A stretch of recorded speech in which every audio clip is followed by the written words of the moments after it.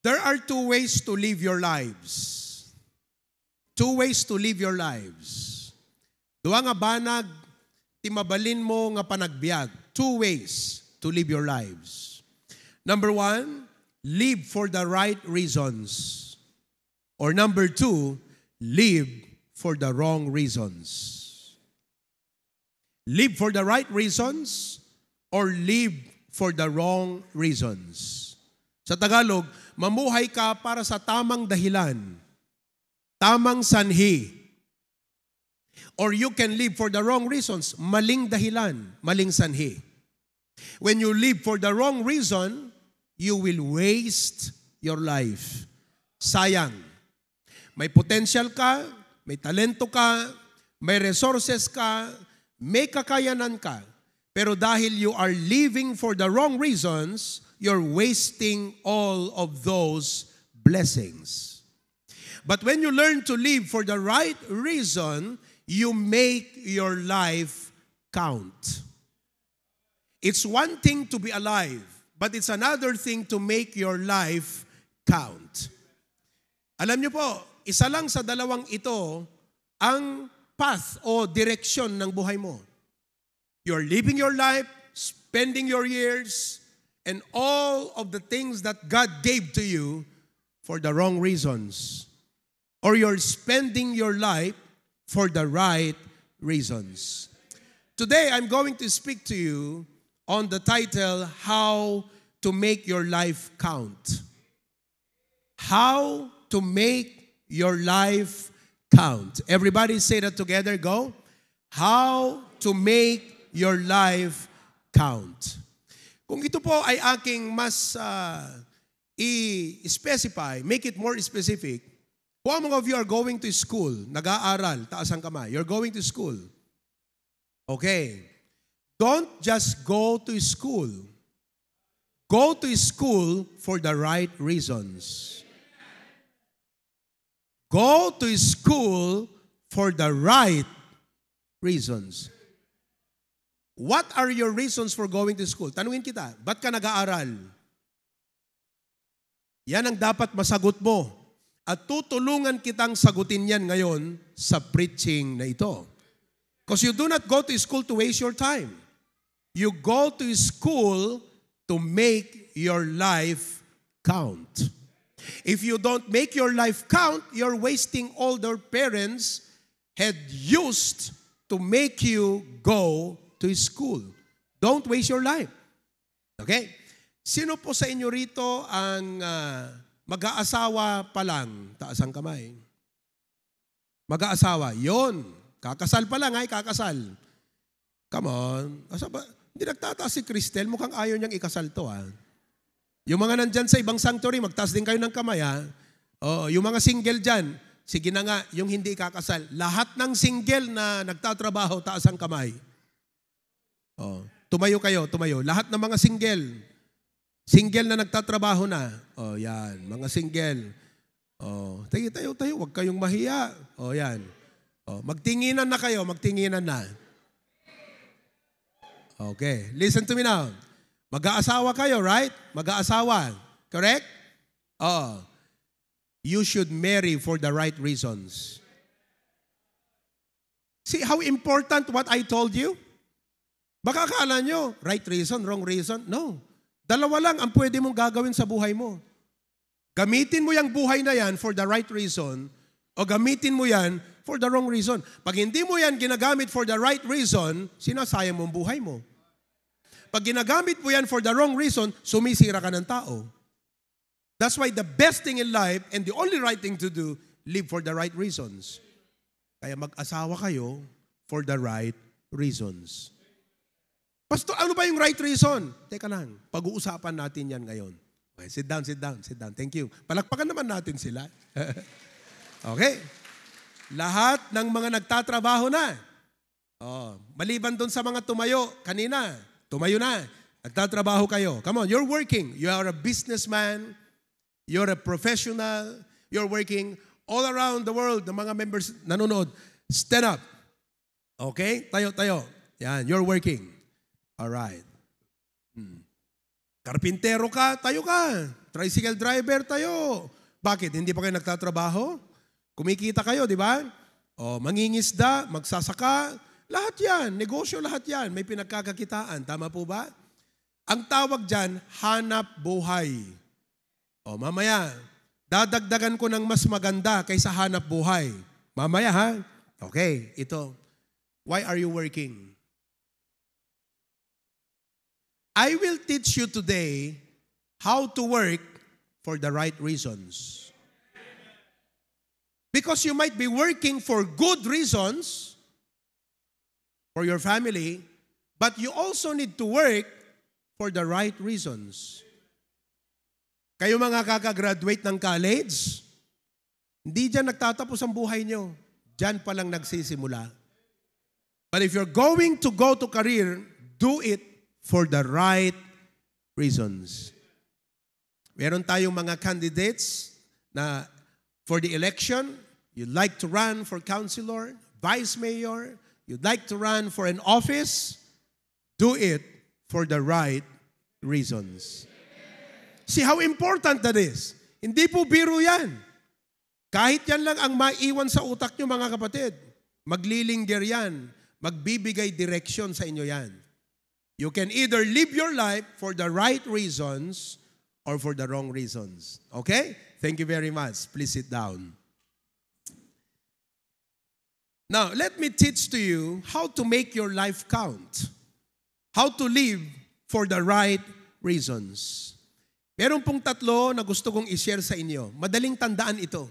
Three very important principles and rules to follow so that you can live, work, go to school, marry, do all the things that you need to do for the right reasons.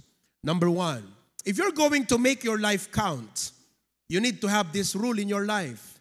You must live with a higher purpose. You must live with a higher purpose.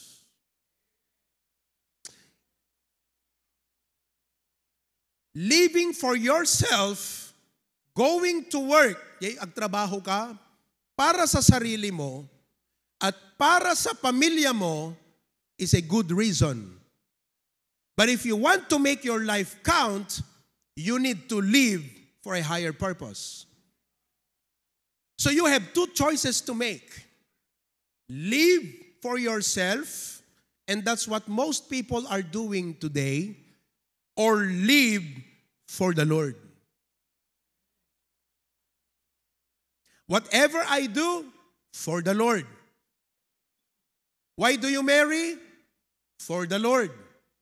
In other words, sa lahat ng gagawin mo, ang palagi at una at pinakamataas na iko-konsidera mo ay hindi ang sarili mo, kundi siya.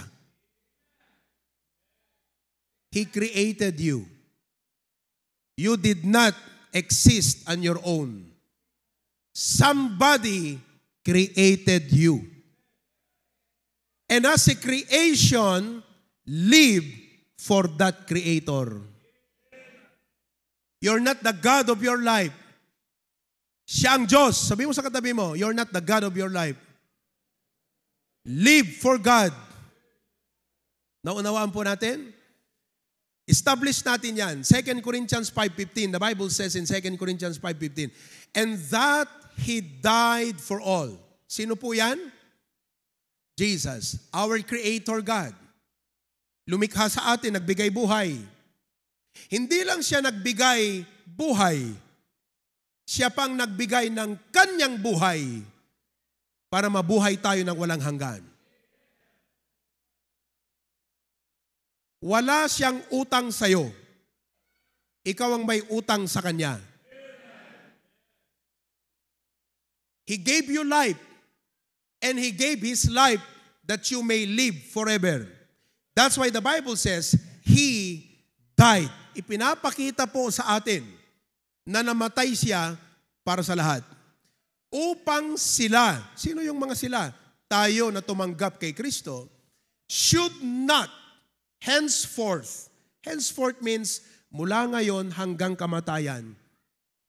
Kung tinanggap mo si Jesus bilang iyong tagapagligtas, mula ngayon hanggang sa kunin ka ng Diyos, huwag ka nang mabuhay para sa sarili mo. So do not just go to work for yourself. Go to work so you can live and serve the Lord. Tagalogin natin. Magtrabaho ka para mabuhay ka at mamuhay ka na maglingkod sa Kanya. Most people, when they wake up in the morning, do you know what they say? Thank you, Lord, I'm still alive. Makakapagtrabaho na naman ako. As if the reason for them to live is to work, when it's the other way around. God gave you work because He cares for you, He loves you, and He wants you to live. Now, you must live to serve Him. Yan pong ibig sabihin yan. He died for all, that they which live should not henceforth live unto themselves, but unto Him, para sa Kanya, which died for them and rose again. That's what you call higher purpose.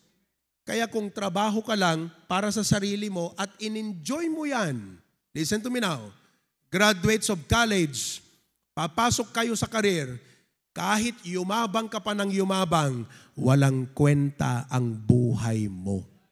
Because you're living for the wrong reasons. When you think that God blesses you for status quo only, when God blesses you para magyabang sa mga classmates mo dati, you're living for the wrong reasons. If you think that the purpose of life is to earn so much money and you die at wala kang nadala, you live for the wrong reasons. Walang masama na makapag-ipon ka. Good, but live for a higher purpose. Don't just live to earn. Don't just live to save money. Don't just live to acquire possessions. God is gracious and He will give you blessings. But what you do with that blessing defines your life. That's not an end. It's a means to an end. Ang edukasyon nyo, ang degree nyo, ang posisyon nyo, ibibigay ng Diyos yan, hindi para maging mayabang ka. That's a wrong reason. Ibibigay ng Diyos yan para ipaglingkod mo sa Kanya. Meron siyang plano sa mundong ito. Meron siyang nais gawin na lahat tayo ay maging mga servants ng Panginoon.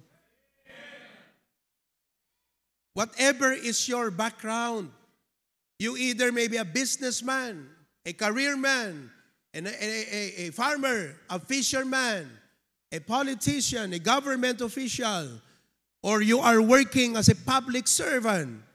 God gave you that not only for your sustenance, but God gave you that to fulfill His purpose. That's why if you want to make your life count, live for the right reason. What is the right reason? Live for the Lord. Nakuha niyo po ba, mga kapatid? Let me give you an example. Doon po sa Biblia, ay meron pong bata, mga kapatid, na may dalang 5 tinapay at 2 isda. At inilagay talaga ng Panginoon ito sa kwento sa Biblia. Totoo to.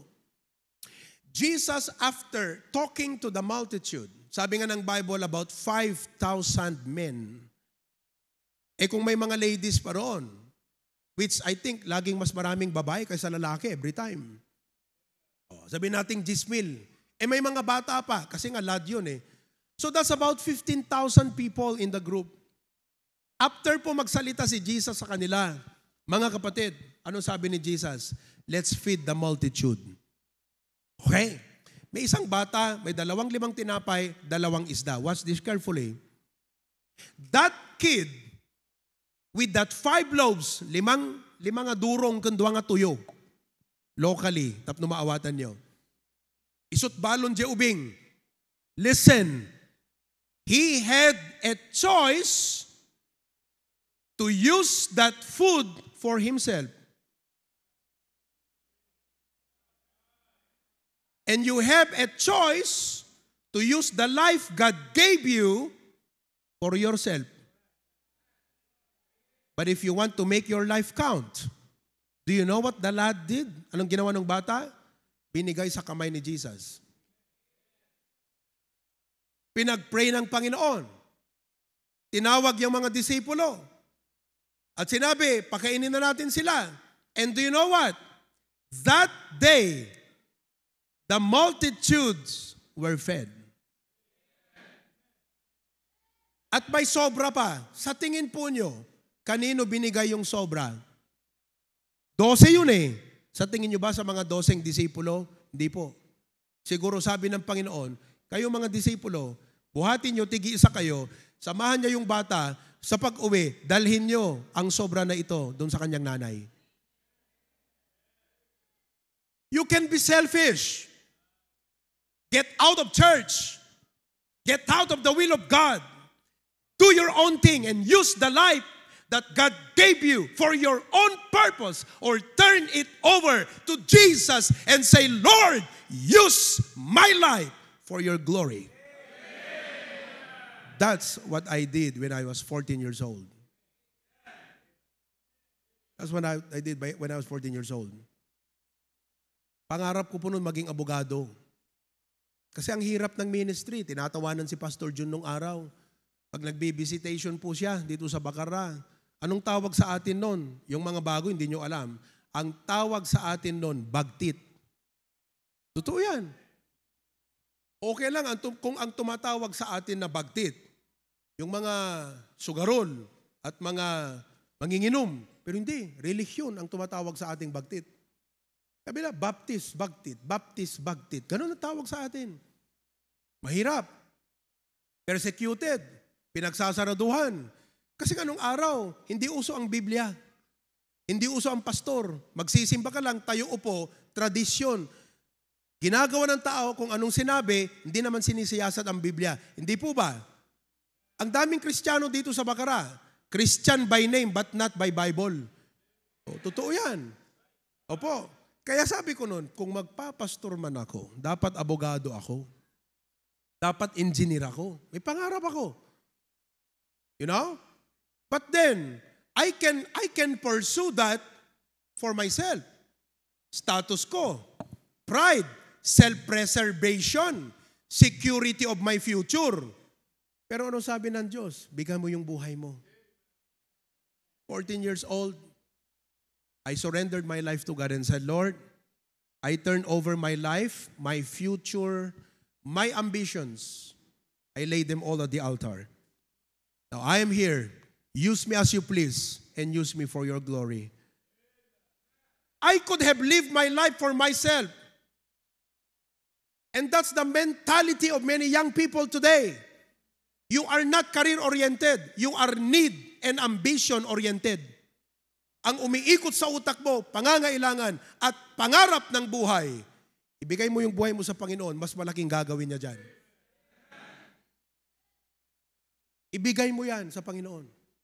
Eh kung ayaw kanyang magpastor, gamitin kanya in whatever position. Pero dapat turn your life over to Christ. Live for that purpose, for the Lord and not for yourself. Minsan ito po yung ang hirap po bilang pastor, nababurden yung puso ko. Sabi ko, Lord, ang young people na to, sayang may potential, matalino, may skill. Pero dapat magamit mo yan. Kanya lang, Lord, ang utak niya selfish. Ang utak niya self-centered. Ang utak niya ambition kesa mission. Hello. So live for a higher purpose. Amen? Ano po? Will you eat your 5 loaves and 2 fishes? Or will you give it to Jesus? Yung edukasyon mo, yung degree nyo, mga college students, para sa inyo lang ba yan? O para sa Panginoon? Yung mga trabaho nyo na binigay din ng Diyos, para lang ba sa inyo yan o para din sa Kanya? Yung mga negosyo, para lang ba sa inyo yan o para din sa Kanya? Live for a higher purpose. Amen po ba?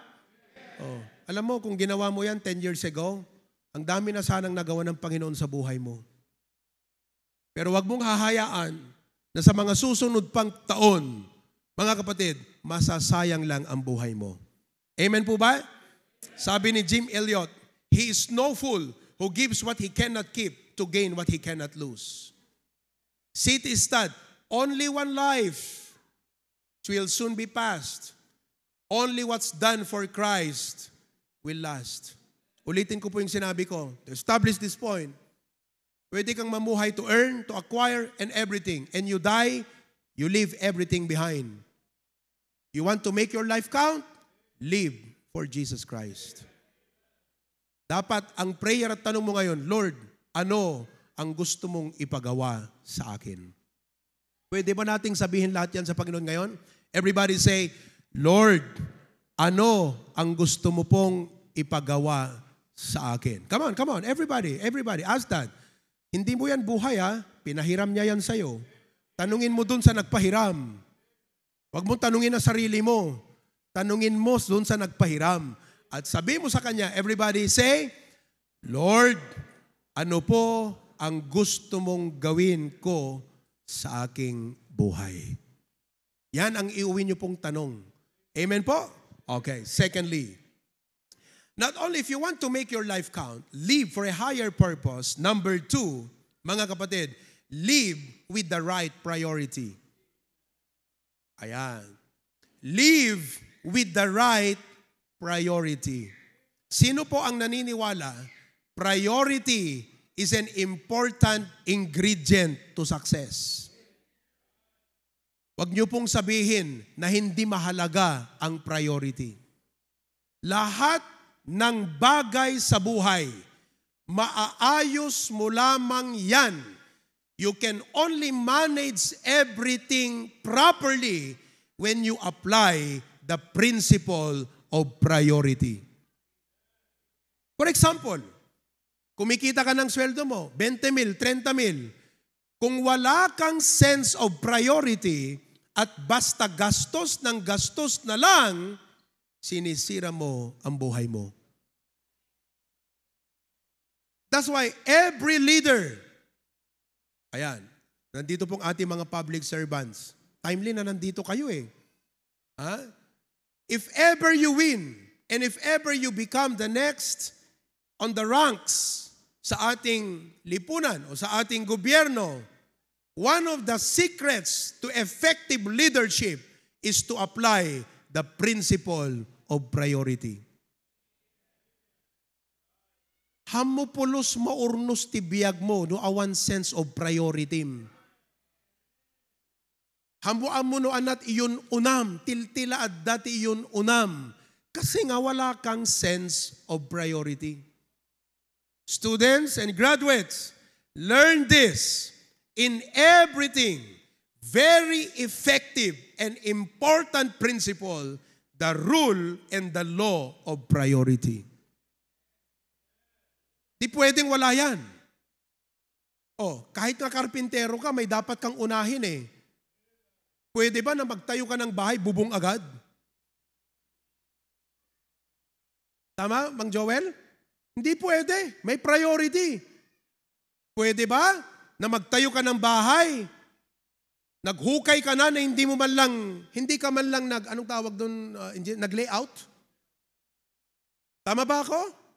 Sa lahat ng bagay, ina-apply ang principle of priority. Kaya ang tao na walang sense of priority, kahit matalino sa eskwelahan, kahit marunong mag-memorize, hindi po makakalayo sa buhay. The value of priority. Kaya bawat isa sa atin ngayon, dapat may sense of priority. Ito ngang damit ko. Ang pagbobotones dito, may priority to Di ba? Tingnan nyo, halimbawa, Priority. Pag-usapan natin yan. Ang ibig sabihin ng priority, for everything, there is a purpose. Halimbawa, kung linggo, hindi mo yan gamitin para magtrabaho. Hindi mo yan gamitin para mamasyal.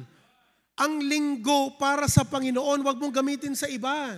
Ang tawag dyan, appropriation. Ipiro mo, linggo. Agpaspasyar ka, linggo. Tiltila dat papapanam. You're not, how will you make your life count? You appropriate the specific time for that purpose and not for something else. Tignan nyo to. Halimbawa, itong botones po na ito ay naka-appropriate para dito, tama? Kung ilagay ko dito sa taas, yan. Bawa ito.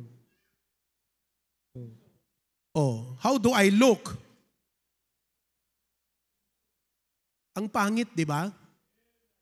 Kaya kahit anong papogi mo, Brad, pag wala kang sense of priority at appropriation, ang pangit ng buhay mo, Brad. Pangit. Kahit anong pogi mo. Hindi papogihan ang buhay, mga kapatid. Pagalingan sa priority to. Kaya kung ako sa inyo, hindi naman masamang magpapogi. Pero ang unahin nyo, sense of priority, tignan mo, ang hirap tanggalin tuloy. Pero pag inilagay mo ito sa tama, kita mo? Di maayos. Ang tawag po dyan, priority. Appropriation. So you want to make your life count? Live for a higher purpose. Don't just live for yourself. Live for God. Don't just live to survive. Live to serve God. And then learn the basic principle of priority. Tignan niyo po ang priority sa Bible. Matthew 6:33. Anong sabi po ron? Matthew chapter 6 verse 33. But seek ye first the kingdom of God and His righteousness, and all these things shall be added unto you. Tama? Nakita niyo po? Ano yung all these things? Yun yung mga paghahanap buhay natin. Alam niyo, ang tao na walang Diyos, puro hanap buhay. Walang hanap Diyos. Ulitin ko yan. Ang tao na wala siyang kinikilalang Diyos sa kanyang sarili, puro hanap buhay, walang hanap Diyos. May I tell you, your first need is God before everything else. Let me say that again. Our first need is God. Lahat tayo may pangangailangan, pero dapat una tumingin ka sa Kanya. Worship before work. Diyos muna, bago yung trabaho. Diyos muna, bago sarili. Kaya nga, kayo kung boss kayo sa trabaho, huwag kayong magsimula na hindi nag-pray.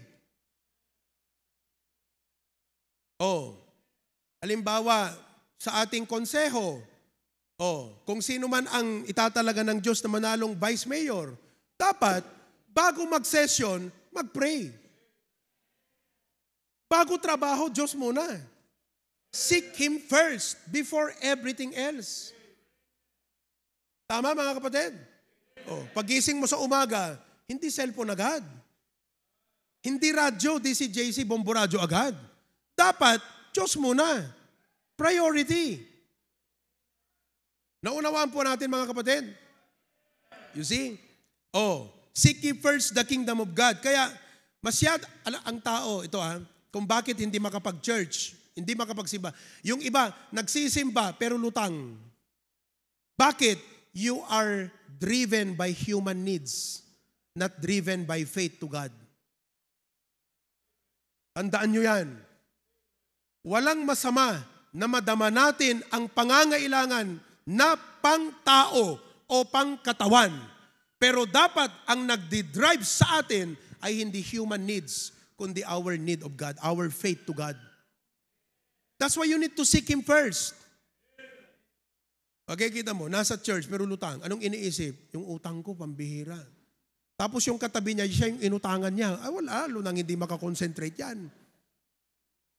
Lalo nung sinabi ko, paki-shake hands mo yung katabi mo, good morning. Aba, sinake hands pa naman. Sabi ganyan, kumusta sis? Pasapul kong sis. Sapul kong Brad. Hello?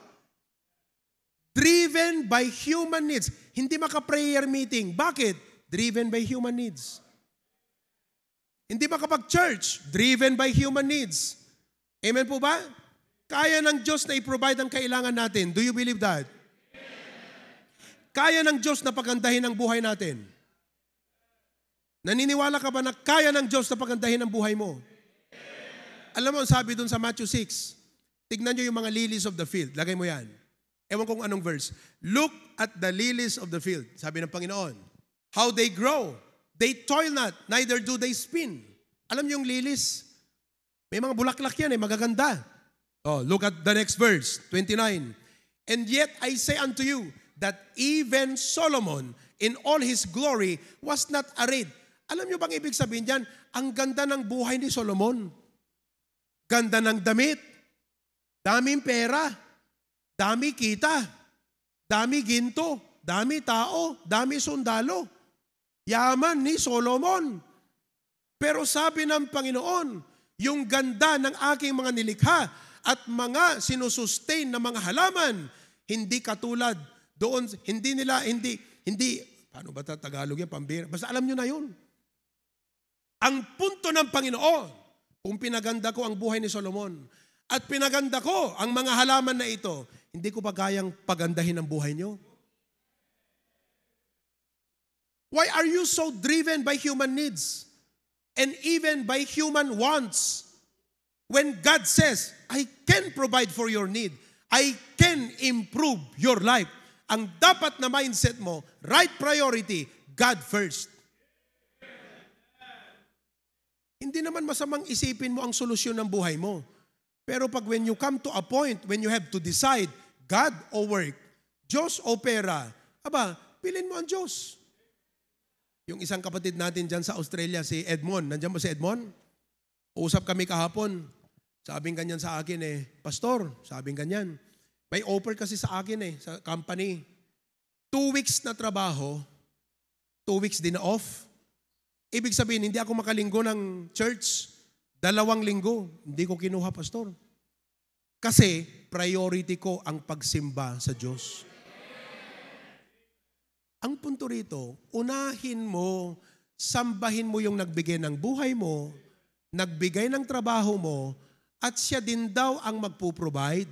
Siya din daw ang magpapaganda ng buhay mo. Unahin mo siya. That's what it means. Very simple. So, live with a higher purpose and live with the right priority. Number 3. Huwag kayong mag-alala. Isi-simplify ko ito mamaya. Number 3, live with biblical practices. Yan. Live with biblical practices. Ito yan ha. Pakinggan nyo maigi. Okay? Yung una at dalawa, are you following? Simplify ko sa isip nyo to ha, para hindi kayo malito. At hindi masyadong umuwi kayo parang walang naiwan sa'yo. Listen, yung higher purpose at priority in one word is goal. Itao nga awan goal na, agdu goal. Hello? Right goal. Live for the right reasons, correct? Pag tinanong kita ngayon, what's your goal in life? Ang sagot mo, malalaman kung right reason or wrong reason ang ginagawa mo. So, yung una po, purpose for the Lord, not for self. Ano yung pangalawa? Priority. In one word, Brother Anton, ang tawag dyan, goal. Dapat alam mo ang goal mo sa buhay. Young people, do you know your goal in life? Dagi nga nag-graduate ti college. Imay ka idata, nag-graduate ti high school, imay ka idata, graduate Sunday. Baka itong Domingo, tiltila, daayan nyo manan. Anong goal mo sa buhay? Priority, purpose. Oh, hindi ko kayo paspasagidan, tamtamaan kayo. No isot makariing kada kay deta, good. Kasi hirap gisingin itong mga young people na to. Alam nyo, mahal namin kayo sa Panginoon, kaya namin sinasabi yan. Ikaw, kung gusto mong sayangin ang buhay mo, bahala ka sa buhay mo. Pero bilang pastor, gusto ko na makita mo, ma-appreciate mo ang Diyos sa buhay mo. Ma-appreciate mo ang kalooban niya. Ma-appreciate mo ang plano niya. So again, in one word, yung purpose at priority, ang tawag dyan, goal. Nawatan yung website? Ngayon, etong practice, mahalaga na may goal ka, correct? Pero ito yan. Etong biblical practice, ang ibig sabihin nito, growth. Even if you have a goal, if you're not growing, you cannot reach your goal. Naunawaan niyo mga kapatid? Oh, you have a goal. Ang sunod ngayon, dapat, if you do not only have a goal, you must have a growth plan. Alam niyo, pag merong mga mayor, barangay chairman, ang una kong tatanungin yan sa kanya, anong growth plan mo sa barangay mo? Hindi, nagre-report ako araw-araw. Hindi mo ginagawang trabaho mo.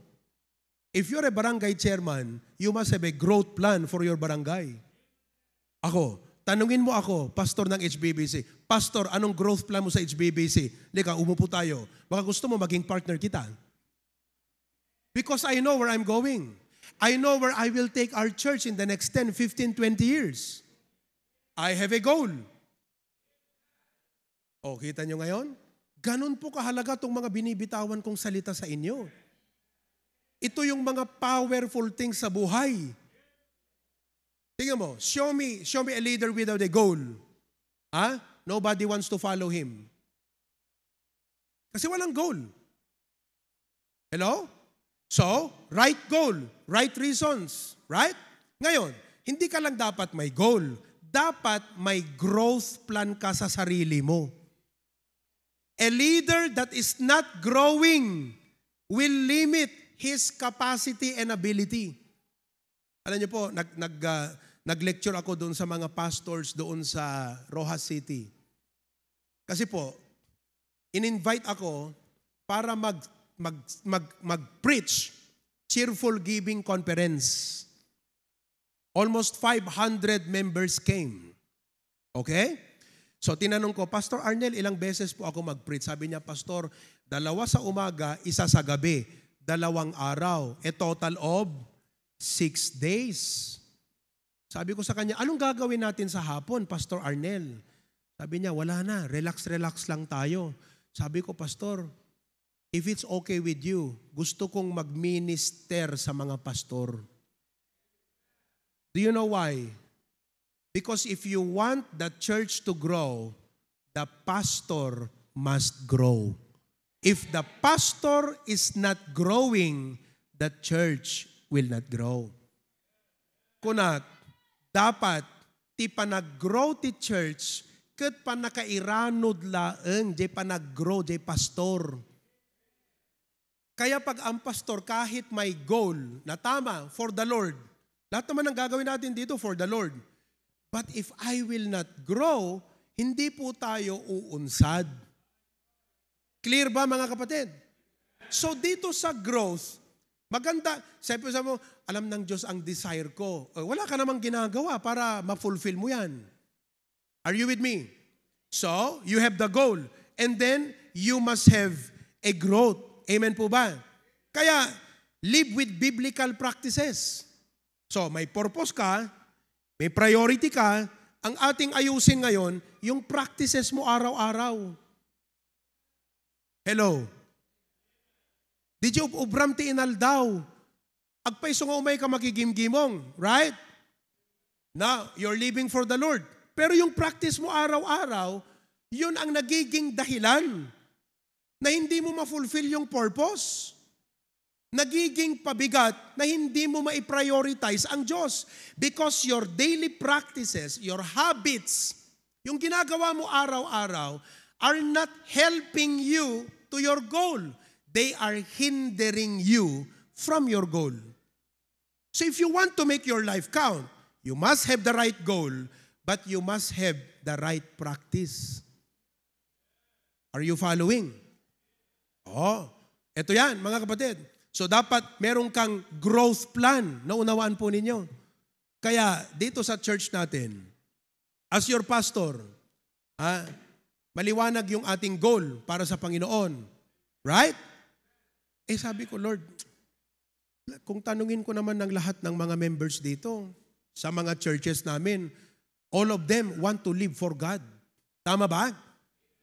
You want to live for God. Am I correct? Ang dapat ayusin natin yung practice ng buhay mo. Kasano nga, live for God ko naman kat mamartag kamot pelang. Alaman ita? Sige. Sige, ano? Goal ko para sa Panginoon, inom ka ng inom ng alak. Ang dami naman ng ref mo. Paano yan?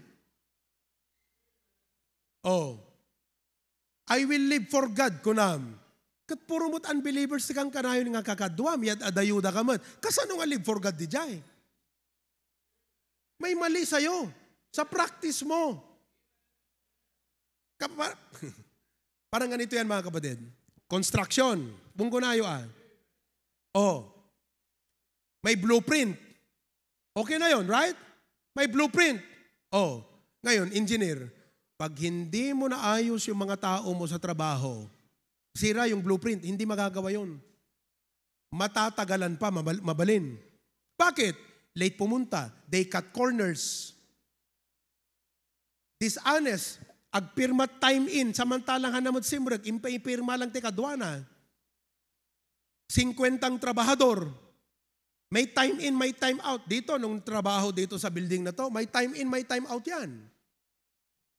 Are you with me? Kaya tignan nyo, Puerto de los Benos, yung mga government projects, wala. Alas 11 pa lang, agtutugawan, di giti karpintero. Agubrak kalsada. Alas 11 at dadyayang kakabsat. Kasano nga mapulpil jay goal? Bad practice. Goal is not enough. You need to have the right discipline of life. Right goal is good, but to fulfill that, you need to have the right discipline of life. Tama? Estudyante ka, ang goal mo makatapos, di ka naman pumapasok.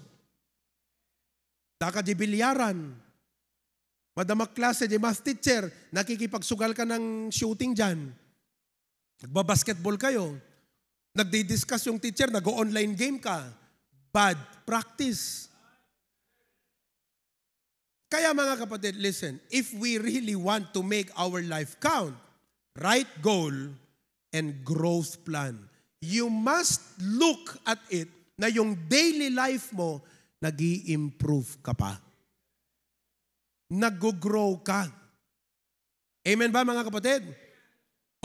That is why, as your pastor, listen, meron tayong growth plan sa ating church. May goal tayo, may growth plan pa tayo. Are you following? Ano yung mga growth plans natin? Kaya nga mga kapatid, alam nyo nung Friday, pinatawag ko ang mga pastor at mga staff. Halika kayo rito. Pag-uusapan natin ang conference at ayaw nating masayang ang pera sa conference na to. We must be able to achieve the goal in this conference. So anong ginawa ko po? Umupo kami, nag-planning for proper management. Hindi lang po yan. Nag-mentoring pa ako sa kanila. I taught them how to be responsible leaders in our churches. Why? Sapagkat kahit may goal ako, pag hindi ko inangat na tulungan yung mga kasama ko na lumago, hindi po nila ako masasabayan. I have a goal, but I must also have a growth plan. Are you following? So yung mga pastors natin, tuwang-tuwa.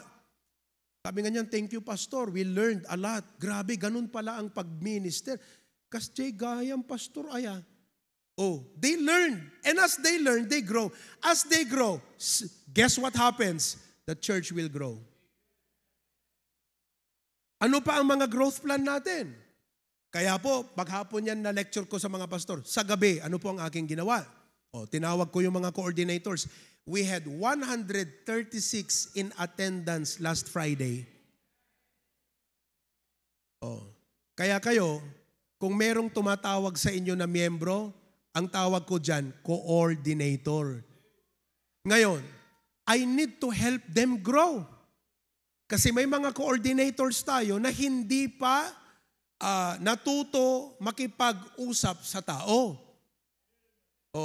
Halimbawa, ikaw may problema. Diba?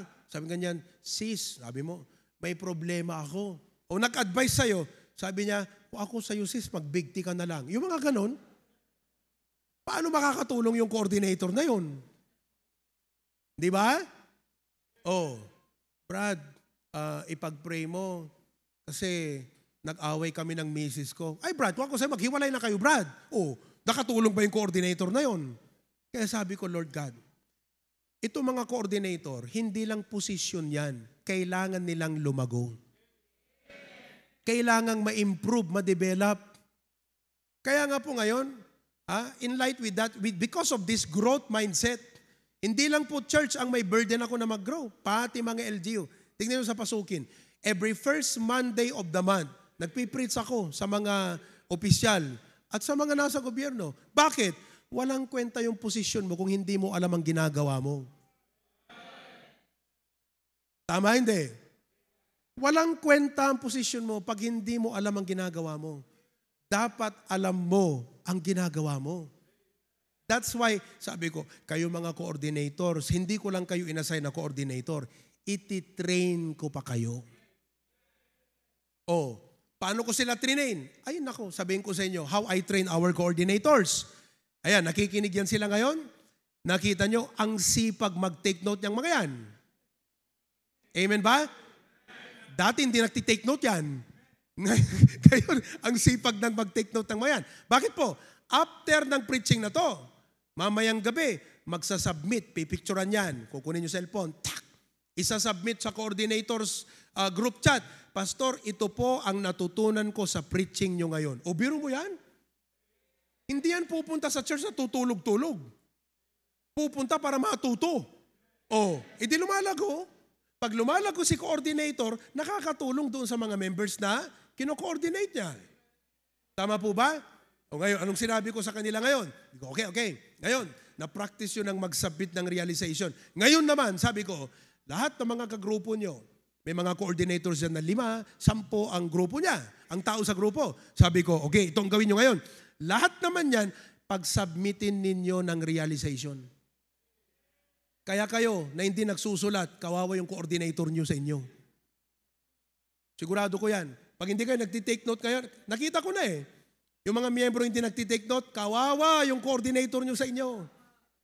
Sigurado yan, tatawagan ka mamaya, Sish, Mars, Bes, nasan na yung yung realization mo? Isubmit ko damdama, sir. Damdama. Ag-follow up to ba nan? Yan nan. Aging gana nga mabaing kan, purusin kan. Kawawang coordinator mo sa'yo. Samantalang tinutulungan kanyang lumago. Ganyan ang HBBC, mga kapatid. Huwag niyo pong isiping pabigat. Listen, what we are doing here is not to make your life harder. It is to make your life better and greater.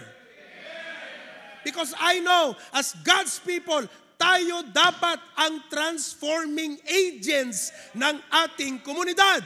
But if we are not growing, we are not a blessing. Kaya hindi ka blessing kasi hindi ka nag-grow. Pati kayong mga nanay, mag-grow kayo, magiging blessing kayo sa mga anak niyo. Ang pagiging nanay, hindi lang posisyon yan. Lumago ka bilang nanay, magiging blessing ka sa anak mo. Tatay, lumago ka, magiging blessing ka sa anak mo. A person who is not growing cannot be a blessing. Laging alagain yan. Tingnan mo yung anak mo, pag hindi nag-grow agnakam, alagain yan. Sino kada kay tiya, daanak na, dila pulo sa ginaw, dila pulo sa gwalis, di na ipakdit na gidaan na, di motlag na ka man. Pabigat yan. Kaya ang taong hindi lumalago, hindi pwedeng maging blessing. Nasa church kayo, pero parang nasa seminar kayo, mga kapatid. Totoo yan. Hindi pwede. These are rules of life, mga kapatid. You need to have a goal, you need to grow. Right purpose, right priority, right practice. Tingnan mo, kahit may right purpose ka, right priority ka sa isip mo, pag wrong practice ka, failure. Failure. Wala kang magagawa.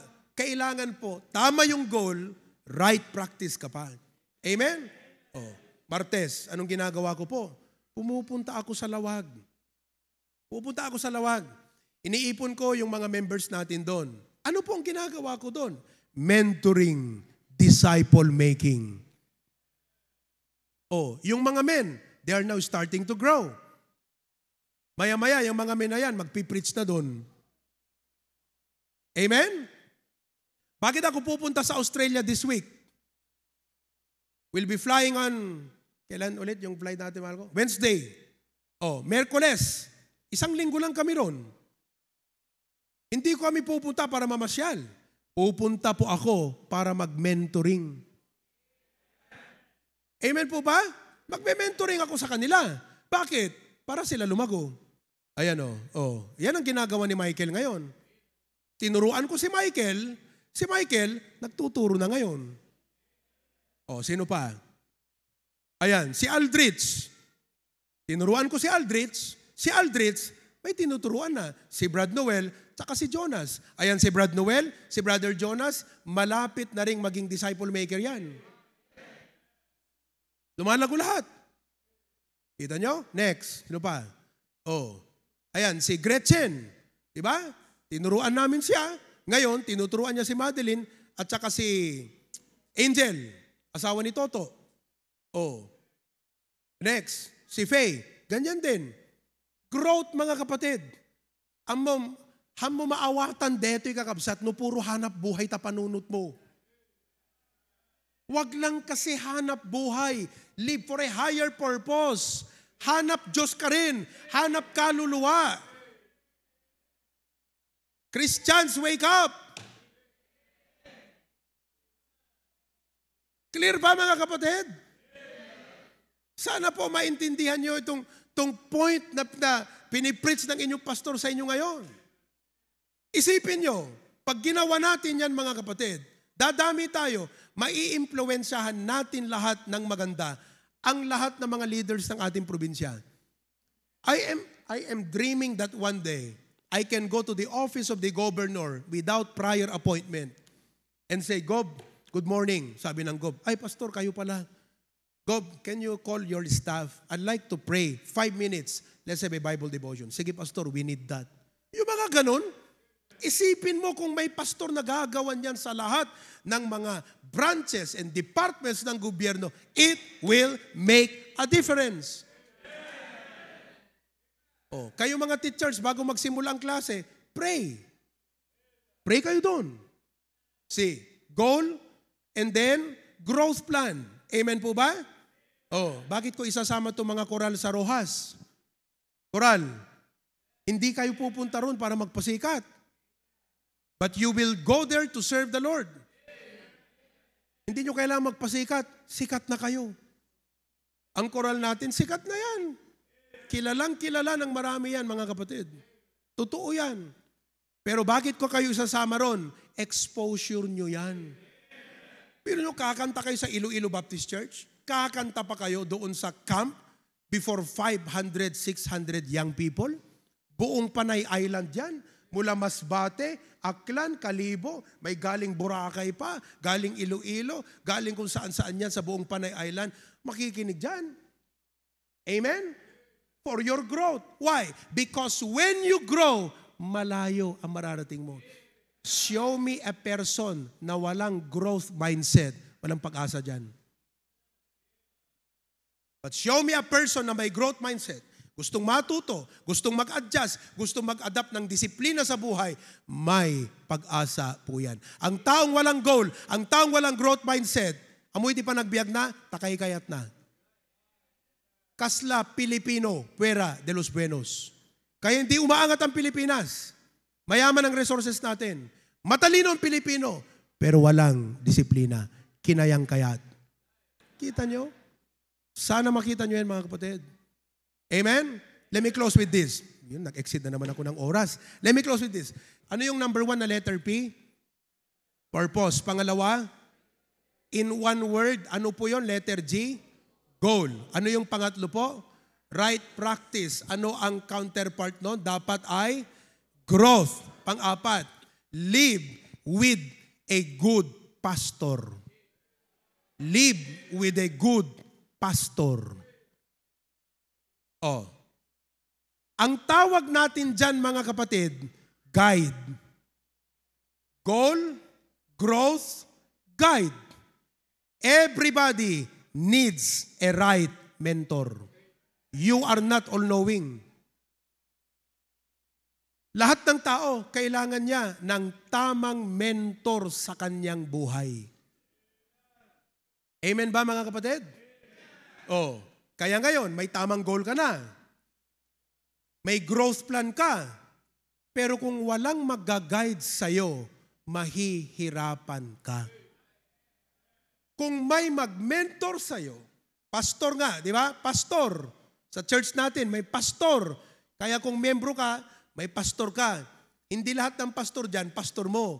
Lahat dyan pwede mong tawagin pastor. Pero dapat may pastor ka na siya talaga yung magme-mentor ng buhay mo. Oh, naunawaan niyo po? Oh, sipin mo yan. Kung negosyante ka, maganda yung goal mo sa negosyo mo. May growth mindset ka, pero kung walang magme-mentor sa'yo, mag-e-eksperimento ka. Pero kung may mag-mentor sa'yo, na alam niya na, at alam niya paano kanya tulungan, you will save a lot of problem and headache. And you will be 10 times better. The difference between those people who are striving and thriving is a mentor. Yung isa nag-i-strive lang sa sarili. Yung isa nagtatrive. Bakit? May tumutulong sa kanya. May nagga-guide. May nagfa-follow up. May nagre-remind. May nagagalit. May nagko-correct. May nagre-rebuke. May nag-i-instruct. May nagpapaalala. Ganyan ang kailangan mo. Oh. Leader ako kamo. Kung wala kang mentor, wala. Hindi ka aangat. You see? Mga kapatid, pang church na, pang graduates na, pang secular pa tong topic na to. Tingnan nyo ha, yung choir natin, yung choir natin, tumayo nga yung mga choir natin na mga adults dyan. Yung mga adults muna, mga adults. Oh, ayan. Ayan. Alam niyo po, alam niyo sabi ng iba, akala nila yung kanta nyo recorded. Kasi wala sa mukha.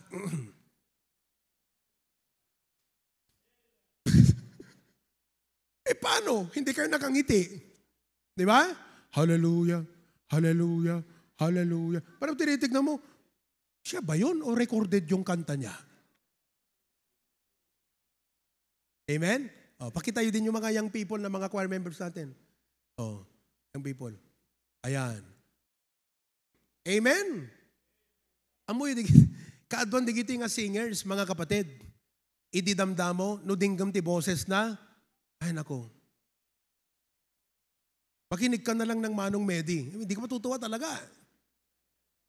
But with good mentoring. Hindi ka makakaproduce ng ganong rendition ng choir kung walang mentoring. Thank you, be seated. Yung choral, lahat ng mga choral, tumayo. Ayan.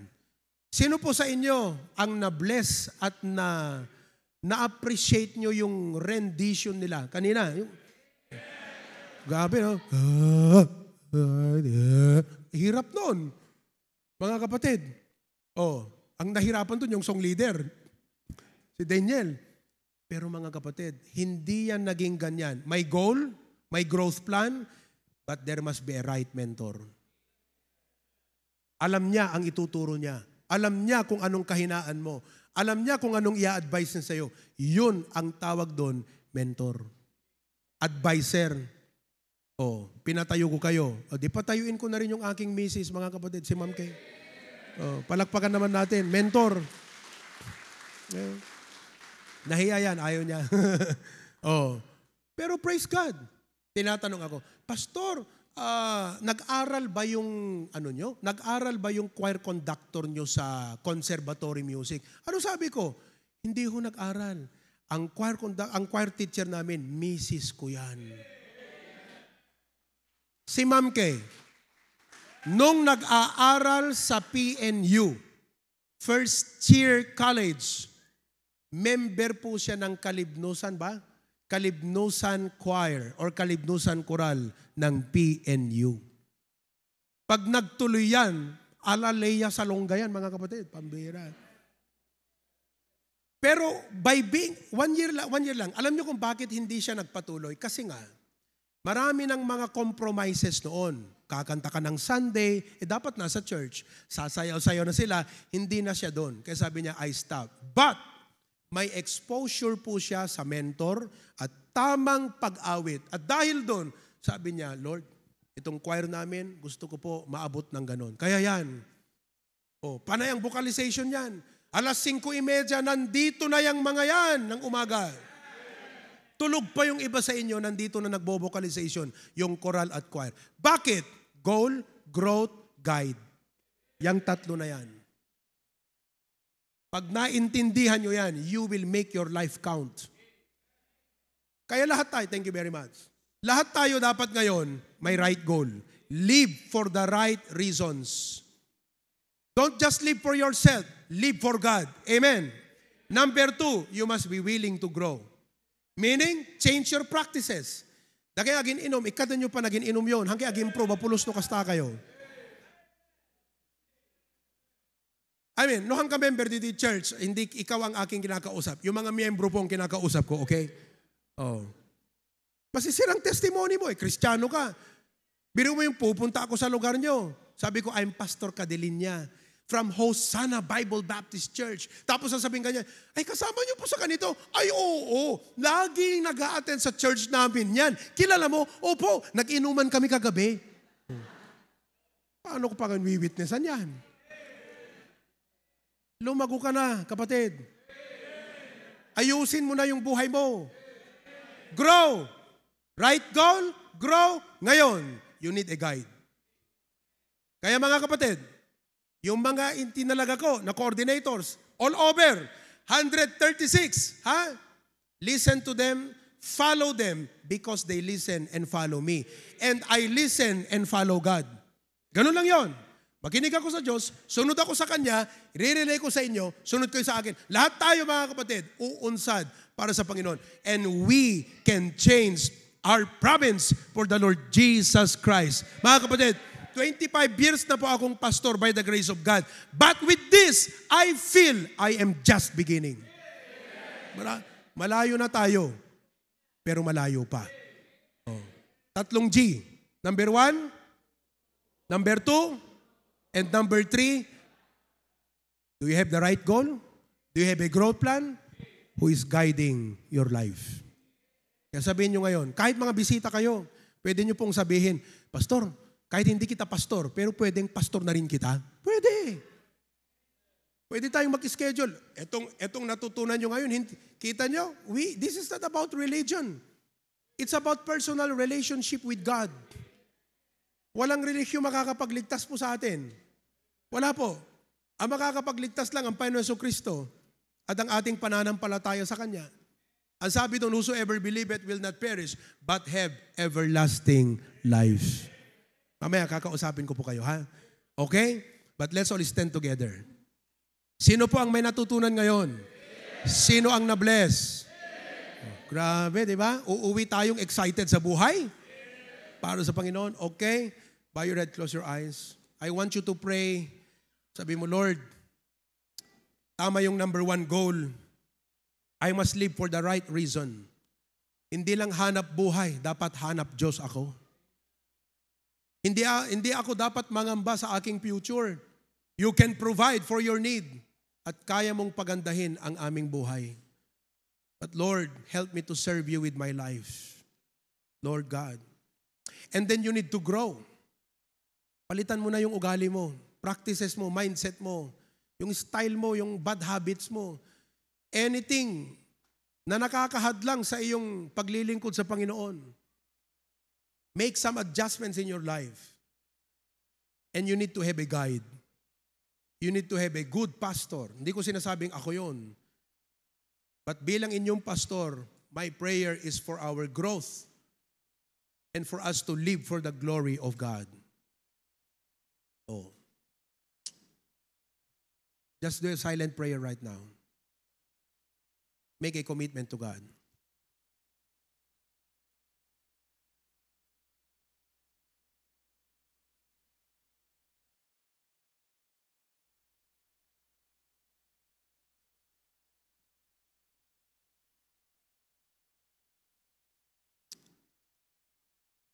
Lord, thank you so much. I pray that you continue to help each and every one of us. Thank you for the message, dear God. Right goal, growth plan, and right guide. Live for a higher purpose. Live with priority. Live with biblical practices. And live with a good pastor. Be led by a good pastor. Panginoon, we want to make our life count. Ayaw namin yung nagsusurvive lang kami. Gusto namin, Lord, nakakapaglingkod kami sa iyo. Thank you, dear God. I pray that you continue to bless our people in Jesus' name. All of God's people say, Amen, amen and amen.